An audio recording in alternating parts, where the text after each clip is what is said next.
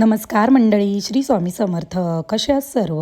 काल माझं अंजूकडे काम होतं म्हणून जितूला आणि जियानला घेऊन मी अंजूच्या घरी गेली आणि तुम्हाला जसं मी पहिल्या पण व्लॉगमध्ये सांगितलं की हर्ष एवढा नॉटी आहे आमचा, तर तो बेडरूममध्ये काय करत होता एकटा आम्हालाच नाही माहिती. तर मी गपचूप गेली, कॅमेरा ऑन करूनच गेली, तर बघा त्याने काय केलेलं. सगळी पावडर अंजूची त्याने आपल्या अंगावरती सांडून घेतलेली, चेहऱ्यावरती थापलेली आणि आतमध्ये पूर्ण बेडवरती त्याने पावडरच पावडर करून टाकलेली. अर्श आमचा ना खूप नॉटी आहे, तरीसुद्धा त्याच्यावर मला खूप प्रेम येतं. अंजूने काल बघितलं आणि खूप ओरडली त्याला आणि तो नुसता हसतच होता. अंजू ओरडत होती तरी पण त्याचं चेहऱ्याचं रिॲक्शन बघा, काही त्याला फरक पडत नव्हता.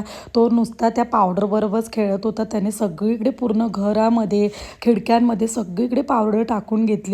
दत्तादादा तर इंडियाला गेलेले, तर अंजूची तर बरोबर परेड लागलेली मुलांबरोबर. दर्श आमचा एवढा नॉटी नाही आहे, तो एकदम शांत आहे, पण त्याच्या अपोजिट आमचा हर्ष आहे खूपच नॉटी. आणि दत्तादादा असले ना की तो अजून मस्ती करतो. तर बघा त्याचे रिॲक्शन, मला तर खूप हसायला येत होतं.